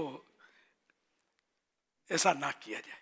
हज़रत सैयदना जाबिर बिन समूरा रज़ी अल्लाह अन्हुमा फरमाते हैं, हम जब हुजूर ताजदार मदीना सल्लल्लाहु अलैहि वसल्लम की मजलिस में जाते तो जहाँ मजलिस ख़त्म होती वहीं बैठ जाते, यानी वो आखिरी सिरे पर जैसे आते तो वहीं तशरीफ़ फरमा हो जाते। ये नहीं लोगों को फलांगते हुए हटाते हुए वो, समझे। अब सहाबाए किराम से बढ़कर कौन यार वीआईपी है। तो वो भी यानी कि जहाँ जगह मिलती, सरकार सल्लल्लाहु अलैहि वसल्लम भी मजलिस में जब तशरीफ़ लाते तो यही कि जहाँ जगह मिलती वहाँ तशरीफ़ फरमा होते, ये सुन्नत भी है। किसी को अपनी है ना हटाना ये सुन्नत नहीं है कि हट जाओ मैं यहाँ बैठूंगा। और औरों को भी, लोगों को भी चाहिए कि वो ना हटाएं। बाज होते हैं कि मतलब हड़ा बुजुर्ग आए में इनको जगह दो, ये भी दिल आज़ार बातें हैं। जो जहाँ बैठ गया उसको हटाने की मतलब यानी कि ज़रूरत नहीं है। पहली सफ में नमाज में भी खड़ा हो गया तो इसको हटा नहीं सकते, या कहीं किसी भी जगह नमाज में सफ में खड़ा हुआ है कोई किसी के लिए, अपने लिए या किसी के लिए, वहाँ हटा नहीं सकता, भले कोई बादलों से आया है। आपको याद है हुजूर ऊपर की उस पर नमाज पढ़ते हुए इकामत के वक्त किसी ने, क्योंकि आप जहाँ इकामत के लिए आते थे तो वहीं एक बुज़ुर्ग बैठे हुए थे और हमारे एक इस्लामी भाई ने आपके आने पर उसको हटाया था। शायद आपको वाक़या याद आ गया हो, मैं आप याद, तो आप उसने हटाया तो आप उसको हटाते हुए देख लिया, और फिर आप थे और वो बुज़ुर्ग थे। पहले तो आपने इस्लाम भाई की इस्लाह फरमाई, फिर उस बुज़ुर्ग से माफ़ी मांगी, और फिर फरमाएगा यार ये किसी के अलॉट वाली जगह तो है ही नहीं, बल्कि शायद वो आगे पीछे कोई आसपास या आपके आने की जगह थी। फिर जो आपने उस बुज़ुर्ग को जो खुश करने के लिए तोहफे दिए, मेरा ख्याल है शायद घड़ी उतार के भी देने की कोशिश की, शायद घड़ी गई नहीं आपकी, लेकिन हैं अच्छा घड़ी दे तो दी थी, वापस आ गई, ले भी ली, ले गए न तो मुझे याद नहीं है। हाजी अमीन, हाजी अमीन भी थे असल में, हम दोनों भी यही सोच। हाजी अमीन क्या याद आ रहा है? असल में मैंने ही हटाया था वो, आप तशरीफ लाए थे और आपकी जगह पर वो बैठे हुए थे, तो मैंने उसको मैंने नाम नहीं लिया वो, मैंने नाम ना गिनो, गिरफ्तारी पेश कर दी है। मैंने उसको आपकी आमद पे मैंने उसको अपनी जगह दी कि आप इधर आ जाएं। आपने उस पर बड़ी ज़बरदस्त तरबियत फरमाई और हकीकत है मेरी ज़िंदगी का यादगार वाक़या हो गया। फिर आपने इतना उसको राज़ी करने का और उसे माफ़ी तलाफ़ी की, और मैं बड़ा परेशान, मैंने कहा गलती मेरी है और माफ़ी आप मांग रहे हैं। फिर आखिर में आपकी जेब में मुझे अंदाज़ा ये कि जो भी था ना आपने उसको दिया, और फिर भी वो तो कई KPK से आए थे, पठान थे वो। आखिर में मुझे याद है आपने अपनी घड़ी भी उतार के उसको दी थी कि वो ये उसको खुश किया था। अच्छा इसको भी देकर आपने अपनी घड़ी नहीं दी गई, ये घड़ी मिले तुम वापस दे दो, अब मेरी घड़ी ले लो, ऐसा आपने कुछ भी नहीं किया? ऐसे पूछ रहा हूँ आपसे, नहीं क्या? अभी तो आप कह रहे गलती मेरी थी तो मतलब ये कि अब मिले सुन्नत ने अगर कोई सामान दे दिया जी अमीन, तो आप वो सामान सारा वापस कर देते उनसे लेकर के, हुजूर ये मैं अपना आपको दे देता हूँ, अब अपना ये ले लो, मेरी गलती थी मैं देता। आपने ना घड़ी दी ना कुछ भी नहीं दिया, आपका जेब भरे का भरा रह गया। तो आपका क्या ख्याल है, अभी दें? ना ऐसे ही पूछ रहा हूँ, एक ऐसा वाकया हुआ था तो मैं कहा चले। माशाअल्लाह, मगर बड़ी ये याददाश्त अच्छी है आप लोगों की, मुझे वाकई याद नहीं है। ना ये तो मैंने चंद दफा बयान किया, हाजी अमीन ने भी, हाजी अमीन ने हो सकता अपने नाम से बयान किया हो, मैं तो नाम नहीं लेता कि किसने किया। माशाअल्लाह सच्चे आदमी हैं। हाँ बिल्कुल सच्चे आदमी है और भोले भाले भी है। हाँ जी। तो अब मैं सिर्फ ये नाजरीन और हाजरीन को सिर्फ ये बताना चाह रहा हूँ कि ये वाकया हमारे आंखों ने देखा है, और ये सब आनन फानन हुआ। अच्छा नमाज हुई, नमाज से पहले भी ये माफ़ी तलाफ़ी का मामला हुआ, जब सुन्नतें अदा हो गई उसके बाद भी माफ़ी तलाफ़ी का मामला हुआ, और ये चलता ही रहा थोड़ी देर तक। वो दिल मुतमईन ही नहीं हो रहा था, पता नहीं ये इनका दिल मुतमईन हुआ या नहीं हुआ इस तरह। तो ये हमारे लिए सीखने का है। फजीलत अपनी जगह अल्हम्दुलिल्लाह बिल आलमीन, अल्लाह अमीर सुन्नत के दर्जे और बुलंद फरमाए, अल्लाह इनको और बरकत अता फरमाए। और ये सीखने को इससे कहते हैं कि अपने बुज़ुर्गों के साथ वाबस्ता रहो तो बहुत कुछ सीखने को मिलता है। तो इस तरह के वाक़या जो हम बयान करते हैं, आपने भी अभी सुना, मदनी चैनल के नाजरीन हाजरीन जो भी हैं आप लोग देख सुन रहे हैं, یا سوشل میڈیا پر اگر یہ کلپ بنتا ہے جو آپ دیکھ سن رہے ہیں، ہمیں اس کو اختیار کرنا چاہیے کہ یہ ایک بڑی اخلاقی اقدار ہے ہمارے. That is a manners of Islam. خود خوبصورت اقدار، بہت خوبصورت اخلاق ہوتے ہیں، طریقہ کار ہوتا ہے. اگر ہم اس کو اختیار کریں تو اب سوچیں ہمارے گھروں میں کتنا خوبصورت ماحول بن جائے اور ایک دوسرے کے ساتھ ہمدردی والا ہو. یہ سب حضور وہ ہے نا حضرت انس رضی اللہ تعالیٰ عنہ کے تعلق سے سرکار صلی اللہ علیہ وسلم کے وہ ہے نا کہ میں نے اتنے سال 10 سال سرکار صلی اللہ علیہ وسلم کی خدمت میں رہا، مجھے سرکار صلی اللہ علیہ وسلم نے یہ نہیں فرمایا کہ ہم کیوں کیا کیوں نہیں کیا. اسے حضور اسی روایت کہتے ہیں شرح میں مفتی احمد یار خان نعیم علیہ الرحمٰن نے بڑی پیاری بات لکھی ہے کہ اگر آپ کچھ یوں طرح لکھتے ہیں کہ عورتوں کو برتن میں بڑی دلچسپی ہوتی ہے نا، برتن کے معاملے میں عورتیں بڑی حساس ہوتی ہیں، تو آپ فرماتے ہیں کہ اگر حضرت انس رضی اللہ تعالیٰ عنہ تو کوئی برتن بھی ٹوٹ جائے نا اور کوئی کچھ کہنا چاہے تو آپ منع کر دیتے تھے، انس کو نہ کہو. جس چیز نے ہونا تھا وہ انس کے ذریعے ہو گیا. تو آپ فرماتے اگر یہ ماحول گھروں میں بن جائے تو گھروں کا ماحول نہ جانے کہاں کے کہاں نکل جائے. ماشاء اللہ. بائڑیوں نا اپنی میمنی کی کہاوت ہے، بائڑیوں بغل پیالو گوتن، یعنی ایک ٹوٹا ہوا پیالہ بھی اگر لوسٹ ہو جائے، گم ہو جائے تو ان سے برداشت نہیں ہوتا عورتوں سے. اور لائیو اپنے گھر سے او ہو پھر تو الگ معاملہ ہے. کوئی یعنی کہ ہم مطلب یہ برسوں سے مطلب سنتے ہوں گے میرے منہ سے کہ کسی کو تکلیف نہیں دینی، لیکن یہ اپنی ڈائری میں شاید لکھنا رہ گیا ہے. یہ بھیجے کی ڈائری میں لکھ لینا ہے، دل کی ڈائری میں لکھ دینا ہے، جہاں جہاں لکھ سکیں آپ اپنی ڈائری میں بھی، کاغذ کی ڈائری میں بھی ہو یا موبائل فون میں لکھ لیں کسی کو تکلیف نہیں دینی. اس سے مراد یہ ہے کہ ناحق تکلیف نہیں دینی. ناحق تو ہو ہی رہی نا تکلیف. اس طرح مطلب جو ہو گئی اگر کسی کو آپ نے کونی ماری، دھکا مارا، اب وہ اس کو شرعی مسئلہ حرام حلال کا ہو رہا ہے، کفر و اسلام کا ہو رہا ہے، یہ بھی ہوتے ہیں ہمارے مسئلے. آپ نے دو کو یوں ہٹایا، جگہ بنائی، یا کندھا ہلایا کہ ذرا جگہ دے دو نا، بھلے آپ نے عاجزی کی، لیکن وہ تو جو ہو رہا ہے وہ تو نہیں سن پایا نا. وہ تو ہاں کہنا اور نہ کہاں اس کا تو ہو جائے گا نا، یہ امکان رہے گا. تو ایسا رسک نہ لیا جائے. ففہم، بس سمجھو اور غور کرو. یہ سب کے لیے ہے اور ہر جگہ کے لیے ہے، خالی یہ فیضان مدینہ کے لیے نہیں ہے، ہر جگہ کے لیے ہے. جہاں بھی کبھی جمعے کی نماز کا تو آپ نے ہو سکتا ہے سنی ہوگی روایتیں، جمعے کی نماز میں لوگوں کے کندھے پھلانگنے، تو اسی کو تو کندھا پھلانگنا بولتے ہیں. یہ آنے جانے میں جو یوں نکلنا ہوتا ہے نا، تو کندھے پھلانگ کر آگے آنا جمعے کی نماز میں، جمعے کے لیے، تو اس کو حدیث پاک میں منع فرمایا گیا. اور ان کے لیے کہا گیا کہ قیامت کے دن جہنم کی طرف ان کا پل بنایا جائے گا.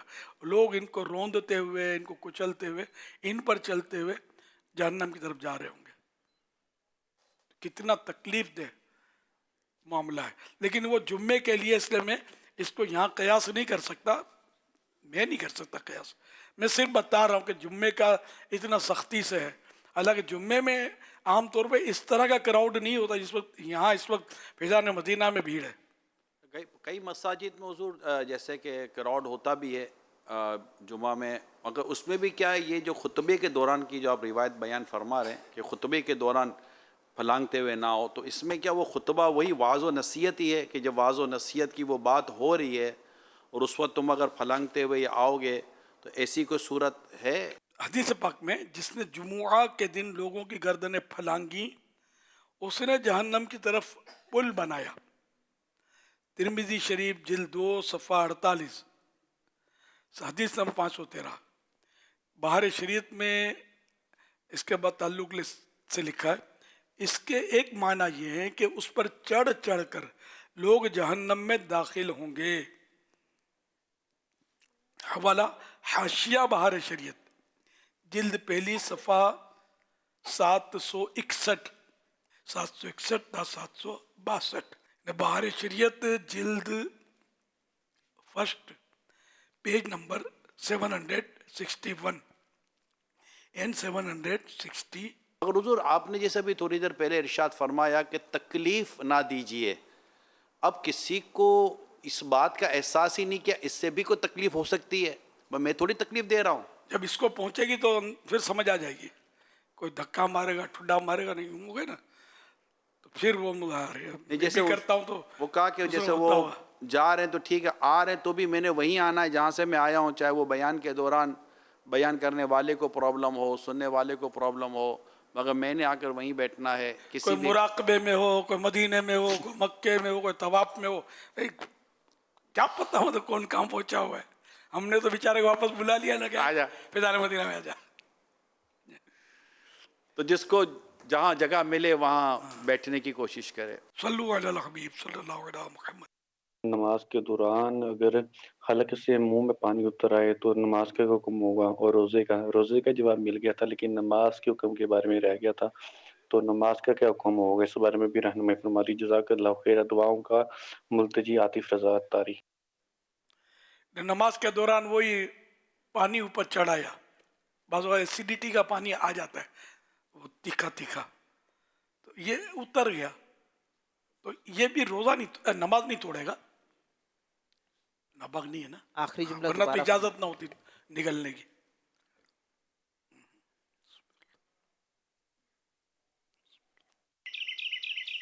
بیٹا نماز کی تیاری کر لیجئے, نماز کا وقت ہو چکا ہے. اللہ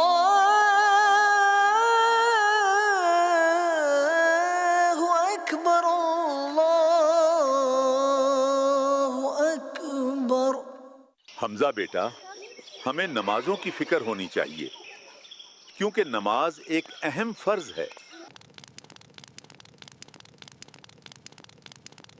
بیٹا میں اپنے بچپن کی بات بتاؤں, ہمارے پاس گھڑی نہیں تھی لیکن ہم وقت کی قدر کیا کرتے تھے. وقت پر نماز بھی پڑھتے تھے اور کھیل بھی لیا کرتے تھے. وقت پر سونا, وقت پر اٹھنا تو ہماری روٹین تھی, بغیر کسی گھڑی کے. بغیر گھڑی کے؟ جی بیٹا, آپ کے پاس تو اسمارٹ واچ ہیں, ہمارے پاس تو سادہ گھڑی بھی نہیں تھی. دادا ابو, بغیر گھڑی کے آپ وقت آخر کیسے معلوم کرتے تھے؟ حمزہ بیٹا, اس سوال کا جواب تو مجھ سے بہتر امیر اہل سنت بتا سکتے ہیں. کیا خیال ہے انہی سے پوچھ لیتے ہیں. پیارے امیر اہل سنت, آپ نے میرا سوال تو سن ہی لیا ہوگا, پلیز اب مجھے ذرا اس کی ڈیٹیل تو بتا دیجئے. اللہ اکبر. نماز کا وقت ہر ایک کو جاننا, جو بالغ ہے جس پر نماز فرض ہے, فرض عین ہے. اب آسانیاں ہو گئی ہیں, پہلے اس طرح کی نہیں تھی, گھڑی بھی نہیں تھی, تو وہ مختلف طریقوں سے وقت معلوم کرتے تھے. اور اصل جو وقت معلوم ہوتا ہے یہ ستارے دیکھ کر. تو سرکار اعلیٰ حضرت رحمۃ اللہ علیہ اتنے ماہر تھے اس میں, یہ علم توقیت کہلاتا ہے. تو توقیت میں اتنے ماہر تھے کہ آپ ستارے دیکھ کر اپنی گھڑی کا ٹائم ملا لیتے تھے, پتہ چل جاتا تھا. یہ اس کی ترکیب ہے. مطلب تو اس طرح مطلب ہے کہ ستاروں کے ذریعے ٹائم معلوم کیا جاتا تھا. پھر نئے نئے طریقے مطلب ہوئے کہ وہ کوئی رسی جلائی جاتی تھی, ہلکی ہلکی جلتے جلتے اس گانٹھیں لگتی تھی, یہ گانٹھ تک پہنچی تو یہ 1 گھنٹے میں پہنچتی ہے. اب گانٹھ کو جلانے میں اتنا وقت لگے گا, تو دوسری وہ گانٹھ تک پہنچے گی تو 2 گھنٹے ہو جائیں گے. یہ اپنے مثال دے رہا ہوں. اس طرح کے طریقے بھی لوگوں نے ایجاد کیے ٹائم معلومات, وقت کی معلومات کرنے کے لیے. لیکن اب خیر وہ بالکل جدید طریقے, نئے طریقے, نیو ٹیکنالوجی کے ذریعے وقت معلوم کیا جاتا ہے. اب تو مطلب گھڑیاں بھی اب چلی گئی, اب تو یہ سارا اس میں معلوم ہو جاتا ہے موبائل میں. اور یہ زیادہ مطلب یعنی کہ پکا بھی ہوتا ہے. 100% پرفیکٹ نہیں کہتا میں احتیاطاً, لیکن یہ پکا ہوتا ہے اس کا ٹائم. گھڑی آگے پیچھے ہو جاتی ہے, یہ میں نے نوٹ کیا, آگے پیچھے بھی نہیں ہوتا, یہ برابر اپنی ڈگر پہ چل رہا ہوتا ہے. تو اس طرح مطلب ہے کہ یہ دادا ابو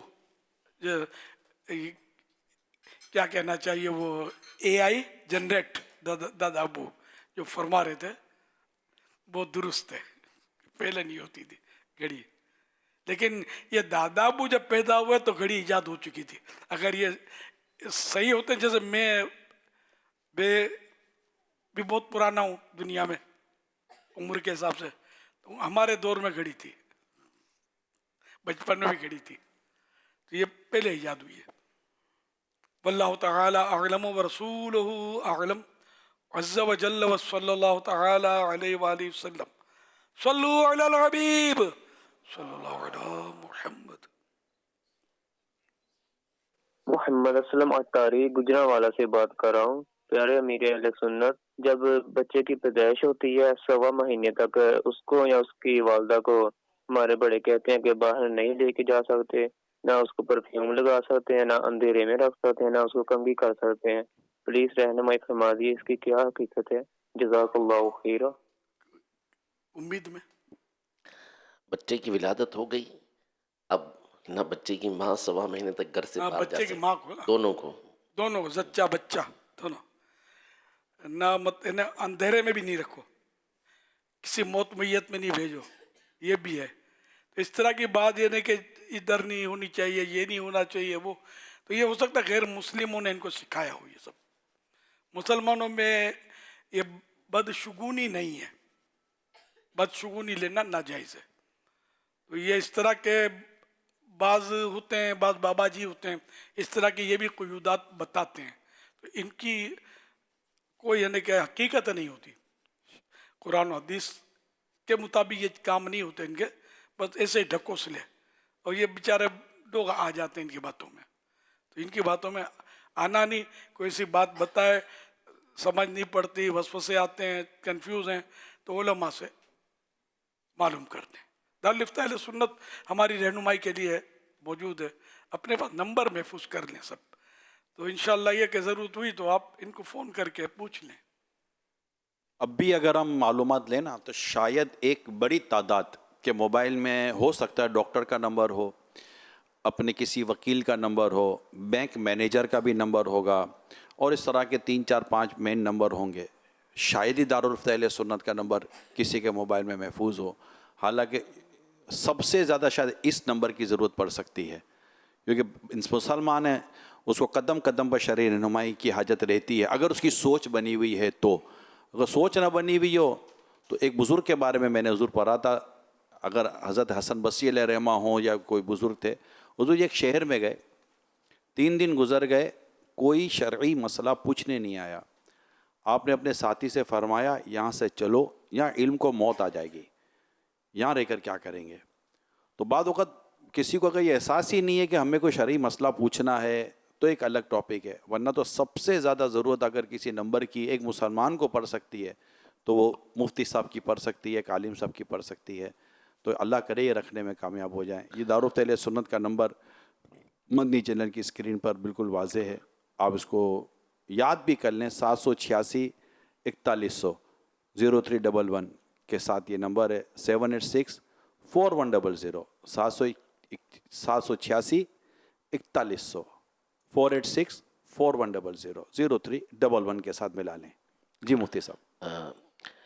फ़िक़्ह हनफ़ी की एक मशहूर किताब है अल बहरुर राइक के नाम से, उसमें अल्लामा इब्न नुजैम मिस्री रहमतुल्लाहि तआला अलैह ने ये नकल किया कि पिछले दौर में जब काफ़िले, तिजारत के काफ़िले सफ़र करते थे तो अपने साथ एक फ़क़ीह यानी आलिम को रखा करते थे, ताकि अपने कारोबारी मसाइल के लिए, तिजारत के मसाइल के लिए उनकी तरफ रुजू करें और उनसे पूछ पूछ कर तिजारत कर सकें. माशाअल्लाह. ज़रा हज और उम्रे का भी फरमाते हैं ना कि अपने साथ एक आलिम को होना रखें. हाँ, वो तो कई बार मैंने मशवरा दिया, मगर नहीं है इसका एक कोई तजर्बेकार भी बाद होकर किसी काफिले में नहीं होता, और जिसको ये तजर्बेकार समझ रहे होते हैं उसको जितनी रहनुमाई की ज़रूरत होती है तो उसके तो मामला कुछ और है. आलिम भी वो जो तजर्बाकार हो. हर आलिम को चूँकि हज नहीं किया होता तो इतना तजर्बा नहीं होता. इल्म हो अगर सही मुताला हो तो इसलिए वो तजर्बाकार आलिम हो ना तो ये ज़्यादा मुफीद होता है. माशाअल्लाह. जी अच्छा, एक वो कुछ 11:45 बजे कुछ चलने का था ना.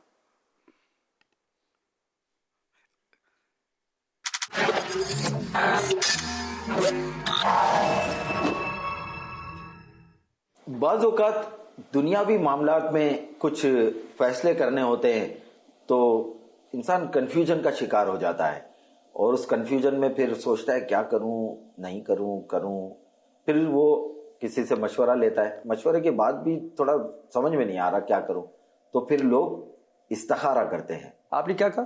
استخارہ کرتے ہیں لوگ. کیوں کرتے ہیں؟ جب ہے نا انسان کوئی ڈیسیجن نہیں لے پاتا نا تو اس کے بعد ہے نا وہ استخارہ کر لیتا ہے, جیسے فار ایگزامپل کہ شادی یہ رشتہ اچھا ہوگا کہ نہیں. آپ یہ پروگرام کر رہے ہیں؟ جی جی. مجھے بلایا آپ نے؟ جی. استخارہ کیا تھا؟ آپ کو بلانے کے لیے استخارے کی کیا ضرورت ہے؟ ابھی تو آپ نے کہا کس قسم کے استخارے ہوتے ہیں, کتنے قسم کے ہوتے ہیں آپ کو پتا ہے؟ تسبیح سے لوگ استخارہ کر رہے ہیں, قرآن سے لوگ استخارہ کر رہے ہیں, نماز سے لوگ استخارہ کر رہے ہیں, اور اب تو ایک اور چیز آ گئی ہے, نمبر لکھتے اور استخارہ کرتے ہیں.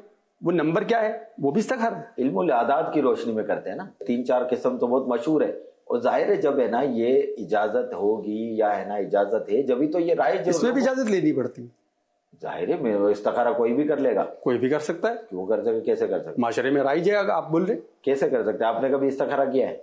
نہیں, میں نے استخارہ کیا تو نہیں ہے, لیکن میں نے دیکھا ہے. لیکن کہتے ہیں کہ قرآن سے جو استخارہ یا نماز سے استخارہ نا وہ خود کرنا پڑتا ہے, اور تسبیح یا علم الاعداد کی روشنی میں کرا تو کسی سے کروانا پڑتا ہے. ایسا سنا ہے میں نے. میں نے ایسے لوگ بھی دیکھے ہیں جو ایک جگہ استخارہ کرواتے ہیں, پھر دوسری جگہ استخارہ کراتے ہیں, ان کی پسند کا ان کو جب جواب نہیں مل رہا ہوتا تو وہ تیسری جگہ جاتے ہیں, چوتھی جگہ جاتے ہیں. اس میں کیا برائی کیا ہے؟ لیٹس سپوز کسی کی شادی ہوتی ہے, وہ شادی کا استخارہ کروانے جاتا ہے, اور شادی کا استخارہ ہو گیا, ہاں اس سے شادی کر لی, ٹھیک ہے, 2 مہینے 3 مہینے 4 مہینے شادی چلی اور طلاق ہو گئی, ٹوٹ گئی یا شادی چلتی رہی تو نصیب کا. تو ہر چیز جب نصیب پہ چھوڑ دی ہے تو پھر استخارے کی ضرورت کیا؟ اور دوسرا, جہاں لٹریسی ریشو کم ہوتا ہے نا, میرے خیال میں اس معاشرے میں استخارے کی ضرورت پیش آتی ہے. پڑھے لکھے لوگ استخارہ کی طرف نہیں جاتے, ان کا شعور ہے, ان کو عقل دیے, وہ عقل کا استعمال کرتے ہیں. باقی جو کرواتے ہیں تو وہ جاہل ہیں, کم پڑھے لکھے یا جاہل ہیں. obviously ایسے ہی ہے. جہاں لڑکا امیر ہوتا ہے نا تو وہاں استخارے کی ضرورت پیش نہیں آتی. جہاں وہ چھوٹی موٹی جاب کرتا ہے نا, رشتے ریجیکٹ بھی ہو جاتے ہیں کہ استخارے میں صحیح نہیں آیا تھا. استخارہ اب شروع ہو گیا ہے اور کرواتے بھی لوگوں کو فائدہ ہوتا ہے.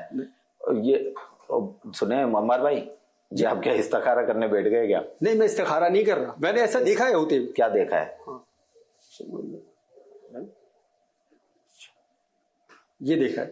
یہ کون سا استخارہ ہے؟ میں ایک جگہ ایک صاحب کے ساتھ گیا, وہاں ایک صاحب بیٹھے تھے, ایک لمبی قطار تھی, ایک لمبا رش تھا, اور وہ صاحب ہر کسی کو جو سائل آتا ان کے پاس وہ آنکھیں بند کرتے, انگلی کا اشارہ کرتے, تو وہ یا ہاں یا وہ نہ میں جواب دیتے تھے. یہ بھی استخارہ. موکل بھی ہوتا ہے نا, موکل نے بتایا کوئی ایسا استخارہ بھی ہوتا ہوگا. ایک اور نیا استخارہ آ گیا, موکل والا استخارہ. بھائی کتنے قسم کے استخارے ہیں مجھے سمجھا دیں. شیخ کی طرف چلتے ہیں.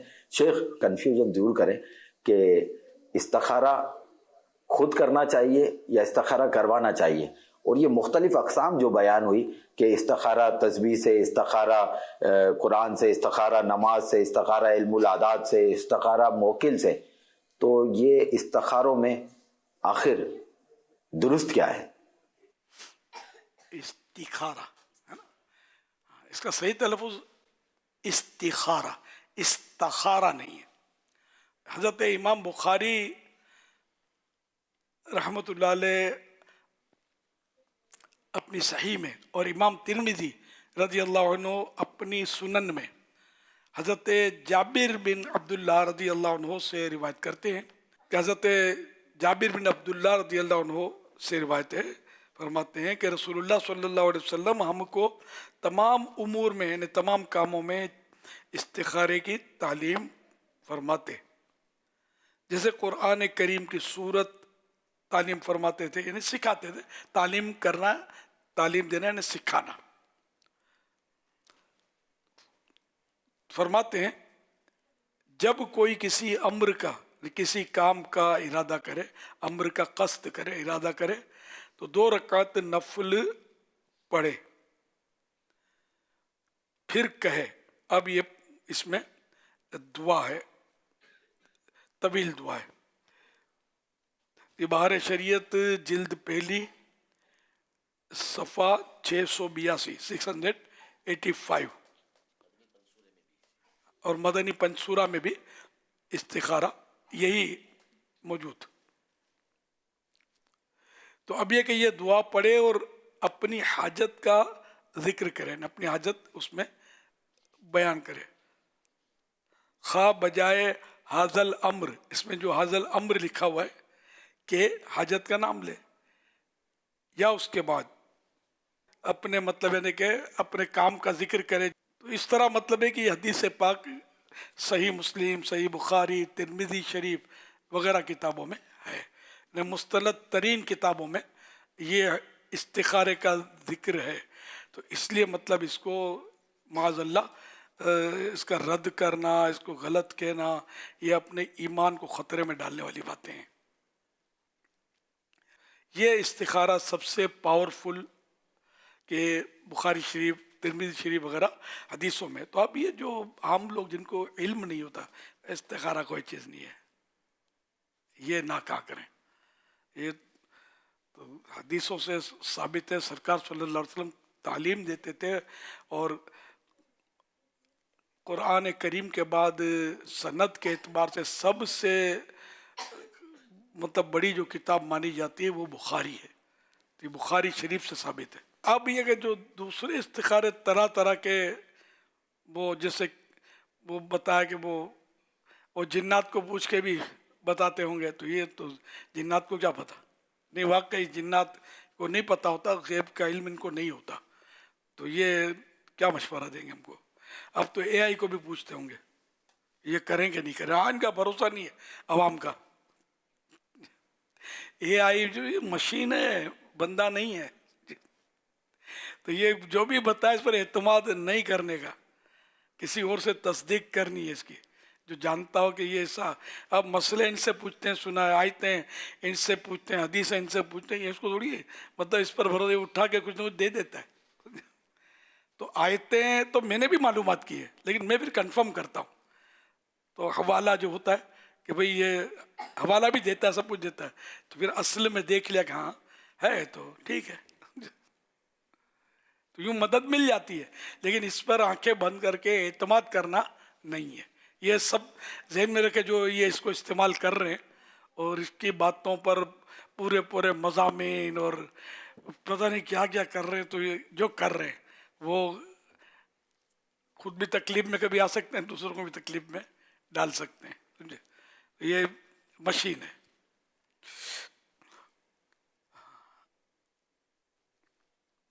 صلو علی الحبیب صلی اللہ علیہ محمد صلی اللہ علیہ وسلم. اچھا، انہوں نے کہا کہ جو استخارہ ہے وہ اپنی مرضی کا لوگ تلاش کرتے ہیں.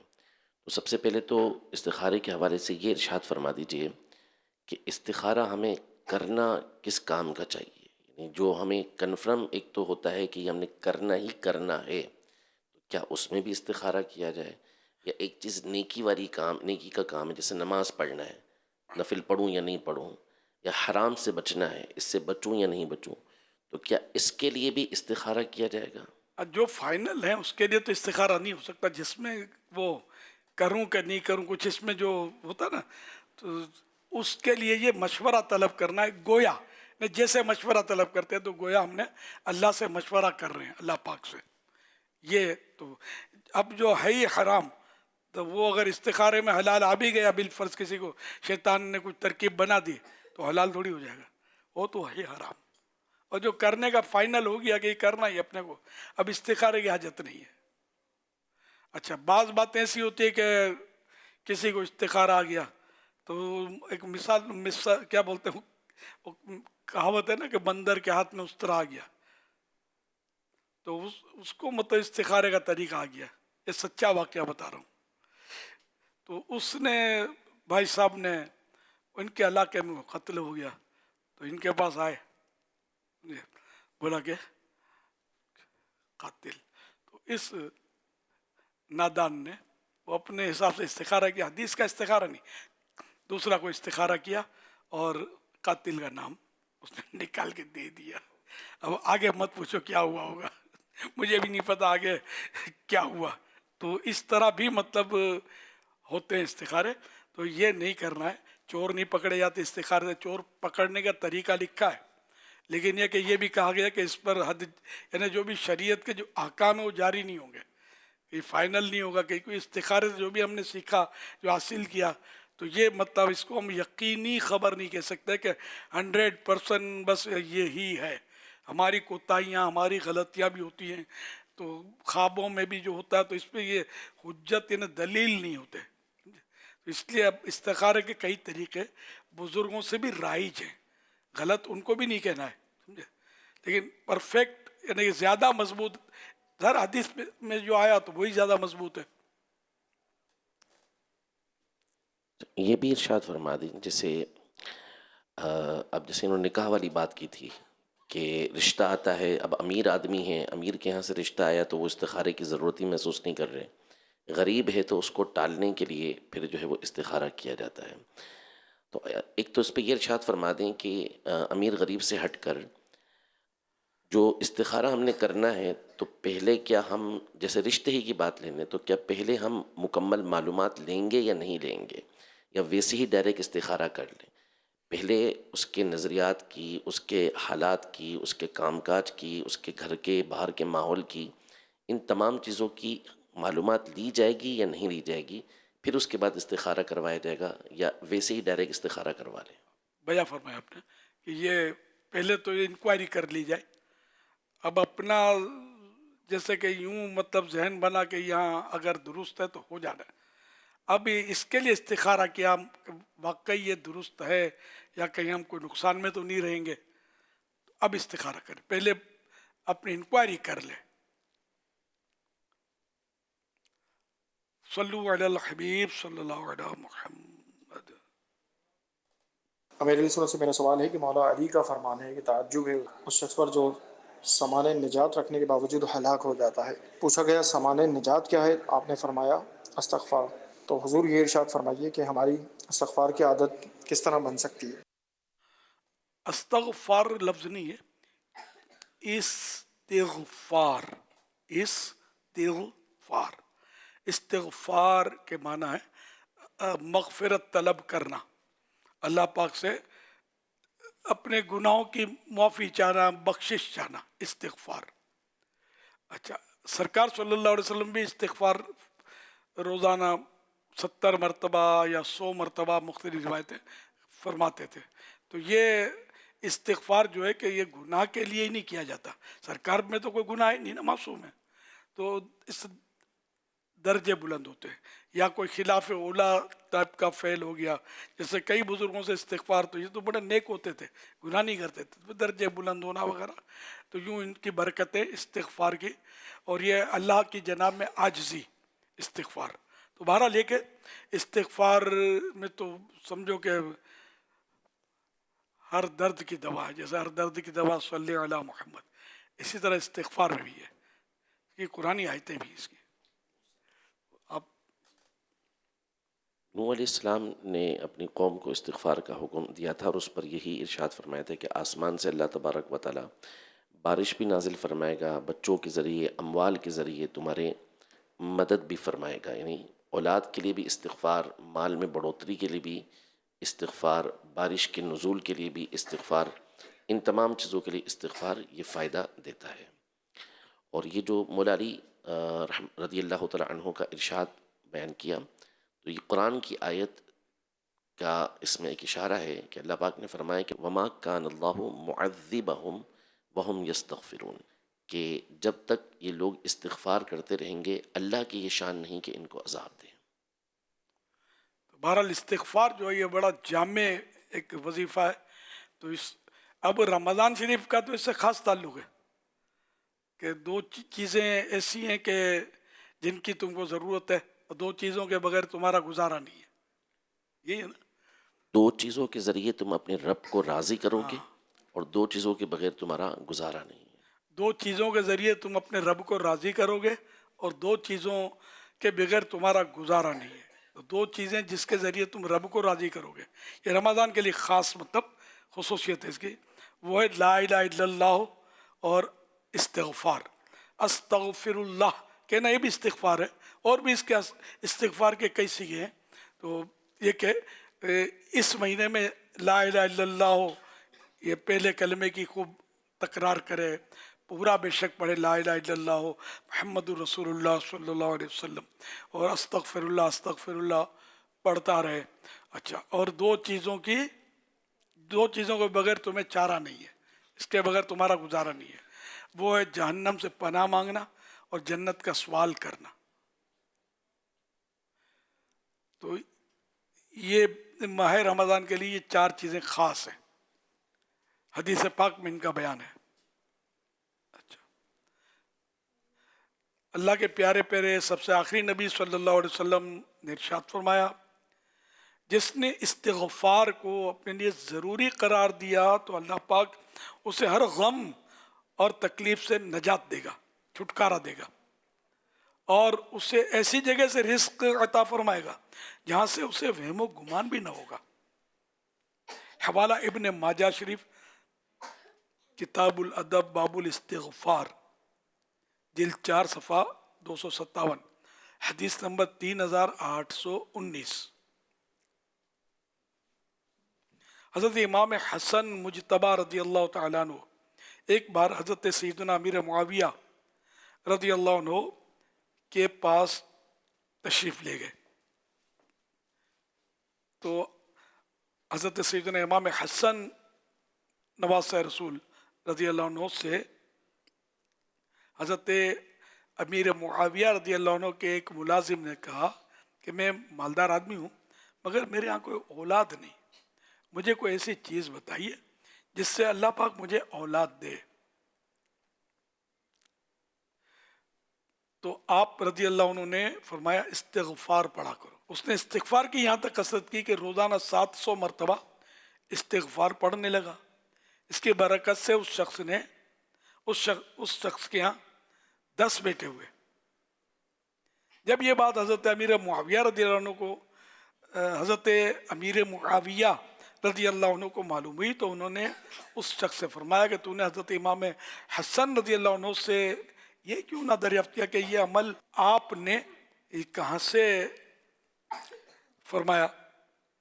دوسری مرتبہ جب اس شخص کو نواسہ رسول حضرت امام حسن مجتبی رضی اللہ عنہ سے ملاقات کا شرف حاصل ہوا تو اس نے یہ دریافت کیا تو حضرت سیدنا امام حسن رضی اللہ عنہ نے فرمایا کہ تو نے حضرت ہود علیہ السلام کا قول نہیں سنا جو انہوں نے فرمایا وَيَزِدْكُمْ قُوَّةً إِلَىٰ قُوَّتِكُمْ، اور حضرت نوح علیہ السلام کا یہ ارشاد نہیں سنا يُمْدِدْكُمْ بِأَمْوَالٍ وَبَنِينَ. حوالہ تفسیر مدارک سورہ ہود، تحت الآیہ 52 سے 502. تو یوں مطلب استغفار کا قرآن سے انہوں نے مطلب ہے کہ ثبوت پیش کیا.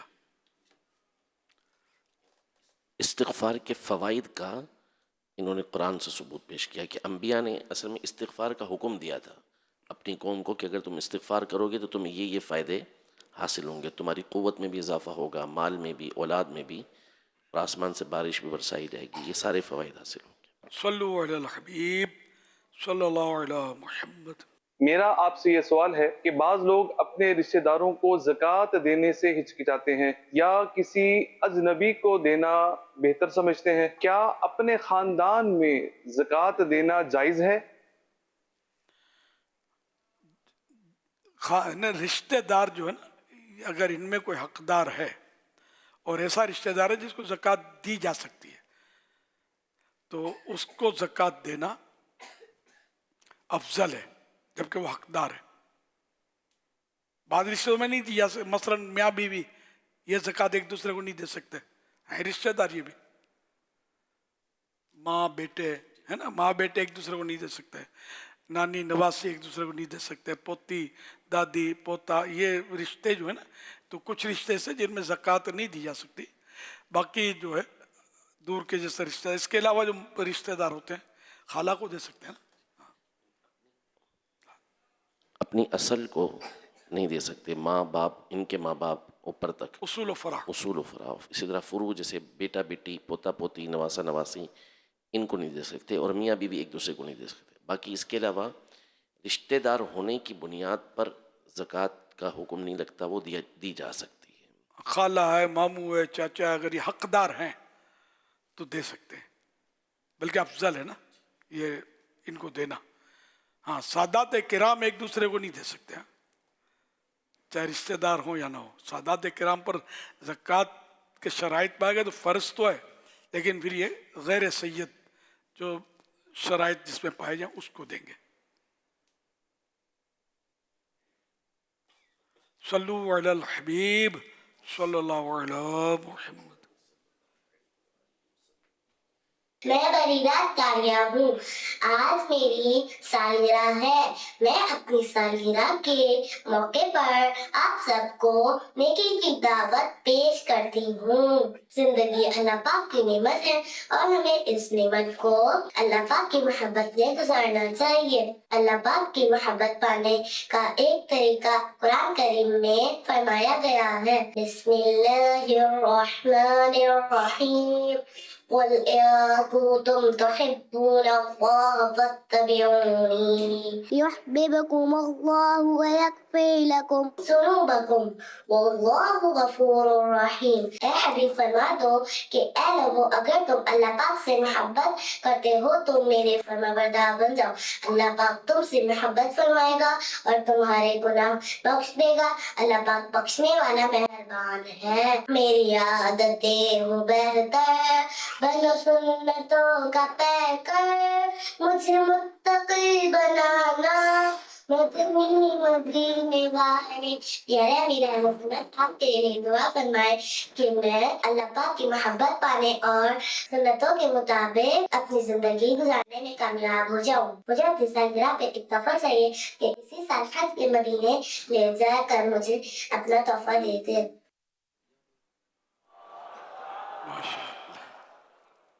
तोहफा क्या मांगा है?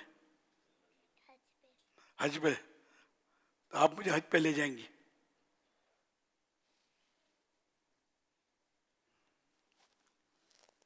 मैं इनको हज पे ले जाऊं, ये तोहफा चाहिए। अल्लाह अल्लाह असबाब कर देगा तो हज पे भी चलेंगे इंशाअल्लाह, मदीने भी जाएंगे इंशाअल्लाह। सल्लु अलल हबीब सल्लल्लाहु अलैहि मुहम्मद। फरमाने आखिरी नबी सल्लल्लाहु अलैहि वसल्लम, ला इलाहा इल्लल्लाहुल हलीमुल करीम सुब्हानल्लाहि रब्बिस समावाति सब'i व रब्बिल अर्शिल अज़ीम। जिसने 3 मरतबा पढ़ा तो उसने गोया शब कद्र हासिल कर ली। आइए मिलके पढ़ते हैं। ला इलाहा इल्लल्लाहु अल हलीमुल करीम सुब्हानल्लाहि रब्बिस समावाति as-sab'i व रब्बिल अर्शिल अज़ीम। ला इलाहा इल्लल्लाहु अल हलीमुल करीम सुब्हानल्लाहि रब्बिस समावाति as-sab'i व रब्बिल अर्शिल अज़ीम। ला इलाहा इल्लल्लाहु ला इलाहा इल्लल्लाहु अल हलीमुल करीम सुब्हानल्लाहि रब्बिस समावाति as-sab'i व रब्बिल अर्शिल अज़ीम। ला इलाहा इल्लल्लाहु अल हलीमुल करीम सुब्हानल्लाहि रब्बिस समावाति as-sab'i व रब्बिल अर्शिल अज़ीम। सल्लु अलल हबीब सल्लल्लाहु अलैहि मुहम्मद। अच्छा, आपने नोट किया होगा मैंने कुछ खांसी के बाद दोबारा अल्फाज दोहराए, तो इसका सबब ये ये नमाज में खासकर पेश आता है, इसको जहन में रखिएगा कि कुछ जैसे आयत पढ़ रहे हैं, कुरान शरीफ की सूरत पढ़ रहे हैं, बाद में खांसी उठती है या खंकार आती है तो इसमें ये आयत के हरूफ घिसट जाते हैं जैसे, तो ये माने नहीं जाएंगे, दोबारा पढ़ना होगा।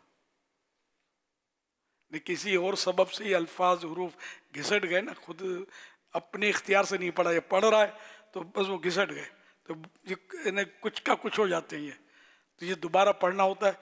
इसको मैं आपको समझाने के लिए कहूँ कि जिससे शैतान को कंकरियाँ मारते हैं, तो ये खुद अपनी कुव्वत से ये मार रहा है, ठीक है ना, ये वैलिड है क्योंकि ये मार सकता है, ये मोहताज नहीं है, गरीब मुराद नहीं है, यानी माजूर वगैरह नहीं है, उसको इजाज़त शरई तौर पर वकील करने की या इस तरह की नहीं है, है ना।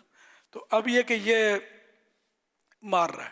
اب کسی کو کنکری لگی، شیطان کو جو کنکریاں مار رہی ہیں، کسی کو لگی اور اس نے اپنے ہاتھ سے اپنے سے دور کرنے کے لیے یوں کر دیا اور وہ کنکری جا کر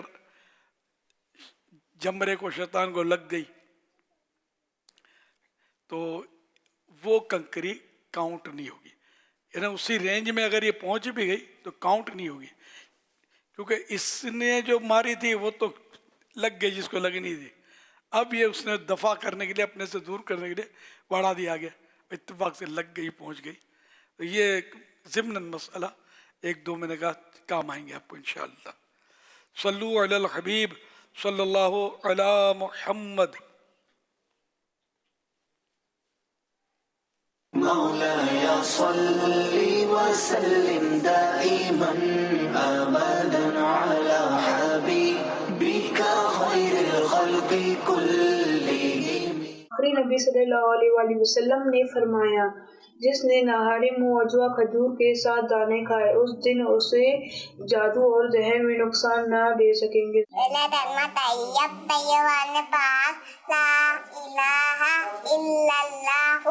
محمد رسول اللہ، لا الہ الا اللہ محمد رسول اللہ.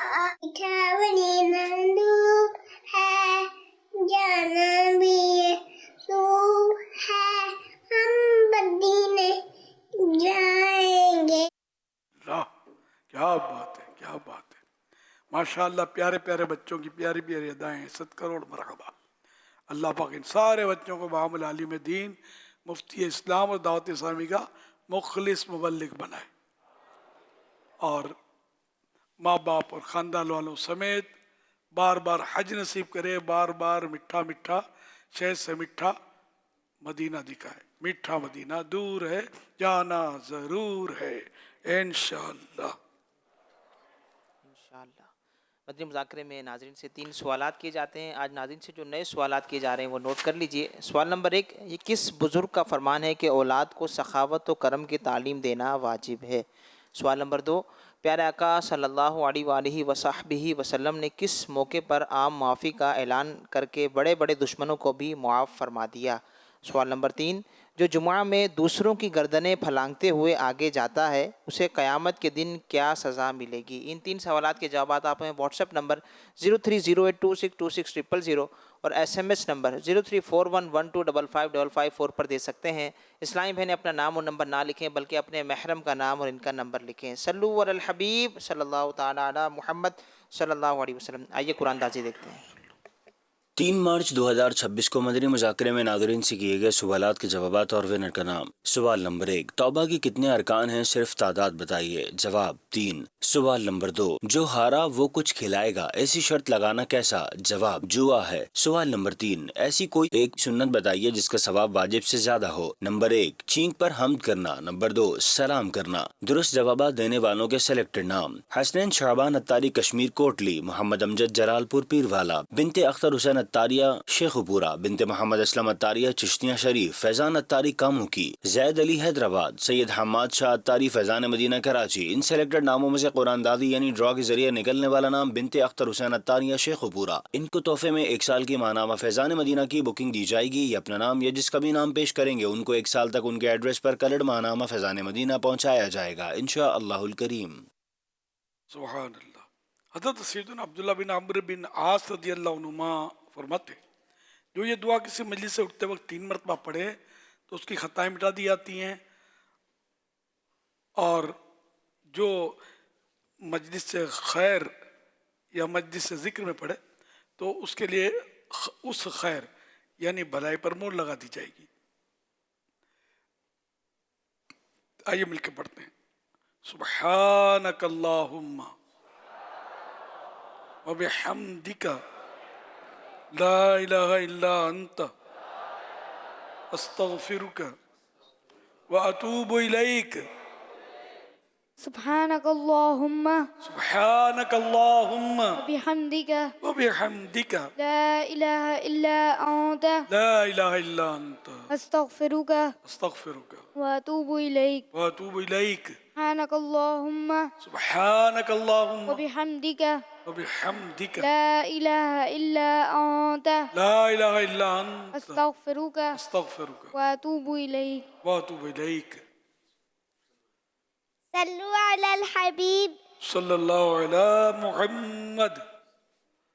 ماشاء اللہ. حدیث